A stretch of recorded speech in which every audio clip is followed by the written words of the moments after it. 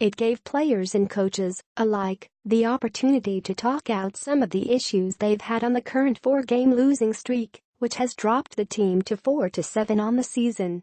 You have to talk about it. You have to look at it. You have to be upfront with everybody, Carmelo Anthony said. Everybody's got to be held accountable for what's going on. The 7-5 Nuggets are a talented team, a playoff contender at worst. And Denver is never an easy place to play. But in yet another Thunder loss, it's the how, it's the process, not the result. The Thunder let go of an 18-point lead to the Boston Celtics this past Friday. They followed with an energy-searching loss at the Portland Trail Blazers.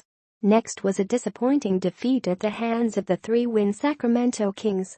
And now, this one, which leaves them with as many late-game questions as they had going into it.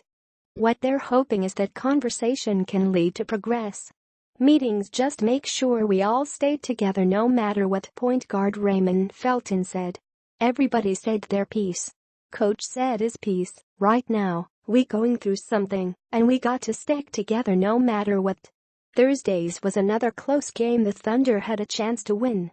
And once again, like during the Kings' loss, the team relied on isolation ball late far more than it did early.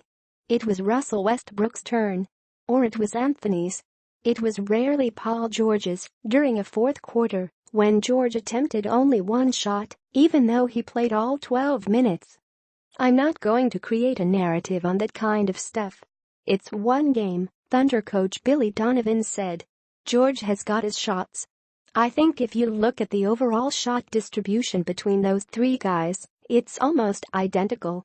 They're sharing the ball. And Donovan's right on the whole.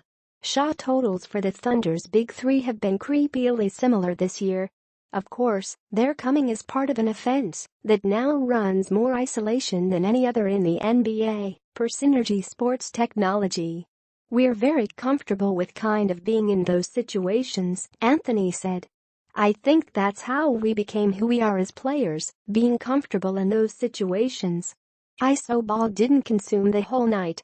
The Thunder pinched the ball around the perimeter, penetrated, and even ran late possession pick and rolls during a first quarter that saw them get out to an 11-point lead. It was, in some ways, duplicative of the Kings game, when they led by as many as 17. Yet, they got away from that style by the end, combining for just one assist in the fourth quarter, a dime for a three-pointer from Westbrook to Anthony with 5:21 remaining in the game. The Nuggets totaled 7 assists in the period.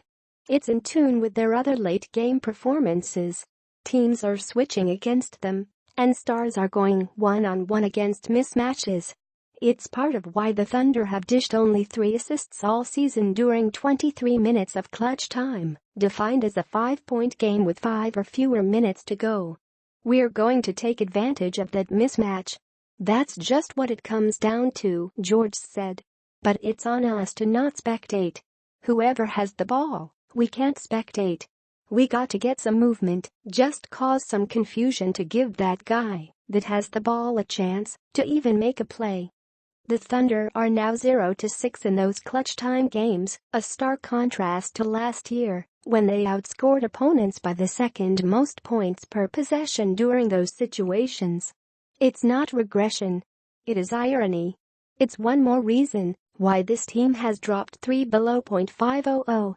It's one more reason why they're still figuring out exactly how to come together with new pieces, new schemes and a revamped identity. It's no frustration. We're talking things through, Anthony said. We're trying to figure it out, trying to see what's going on, what's happening. It's not frustrating when it's in our hands.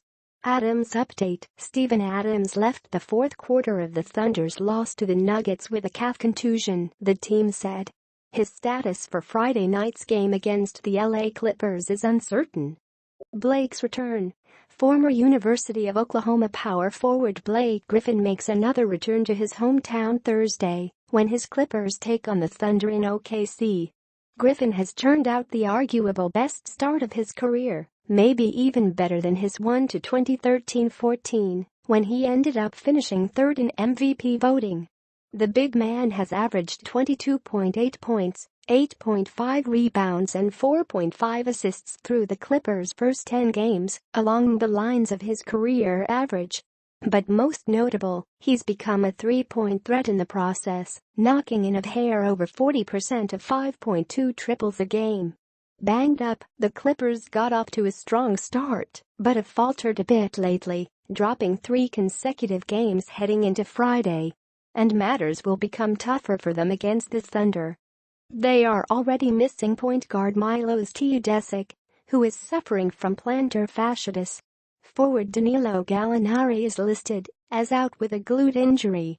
Now, 2 more are added to the list. Starting guard Patrick Beverley has a sore right knee and will not play. Guard Austin Rivers is questionable with a mild left ankle sprain, per the LA Times' Brad Turner.